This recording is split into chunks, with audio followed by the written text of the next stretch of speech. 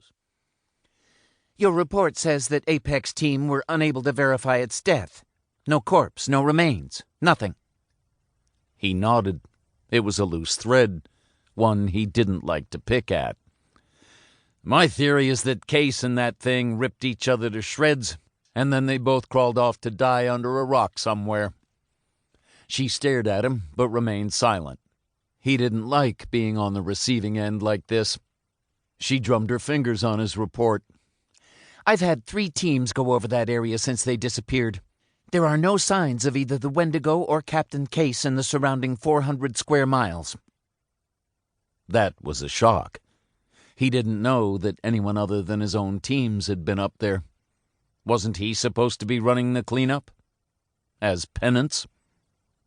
"Your theory doesn't work," she said. "Does it matter?"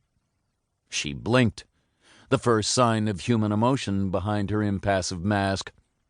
He went on. "You think that Wendigo was the only one? No way. You can bet your last dollar there are scores of them out there. Right now, I've got leads on 2 more, he added. "And now Captain Case is no longer with us. How do you expect to bring them into custody?" She snapped back. "Special Forces. They're—" "Before you came along, before Borm or Case were out of diapers, we lost as many men as we lost in the Gulf. Special Forces, all of them. We weaponized Case for a reason, Director." She paused. "Now you've lost control of that asset." "Hey, now, wait a minute. What he did out in the field was sanctioned by the whole operation, not just me. It's not my fault the Wendigo kicked his ass.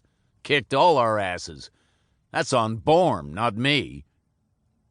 He didn't like the way this was going. They'd moved past the scapegoat scenario weeks ago, hadn't they? This was just supposed to be a rubber stamping exercise. Give him a telling off, threaten to send him back to Guantanamo, but on the inside this time, and then send him away with a new set of orders. It wasn't panning out like that at all. And who the hell was this lady, anyway? "Dr. Henry Borm," she said flatly. "What of him? Like I said in my report, he was infatuated with Cryptid Nine, orchestrated a riot, and caused the annihilation of the facility. You can't pin that on me." He knew his tone was becoming defensive, but it was either that or outright anger. If Marlar had been in the chair instead of this, whoever she was, this would already be over. "Where's Marlar, anyway? I usually report to—" "Change of staff." She cut him off. "All cryptids accounted for?" "What?" "When the facility was destroyed." "You know they're not. Apart from Cryptid 9, 2 others escaped. 12 and 13 are both missing, too." "Pseudo-Sasquatch and Werebear?" "If you say so." "We lost 24 members of staff, 17 soldiers, and $1 billion of taxpayers' money." He shrugged. "Like I said, and it's all in that report, Borm was infatuated. They were engaged in a sexual relationship and—" "Which you endorsed?" "What? Hell no. Listen, I don't know what this is all about, or why you're trying to screw with me, but I agree with you. It was all one huge fuck-up from start to finish, but I didn't cause any of it. I wasn't involved. And I sure as hell didn't endorse a relationship between Dr. fucking Strange and some goddamn mutant." "Sit down, please," she said. He hadn't realized it, but at some point he had stood up. "I don't think I will," he replied.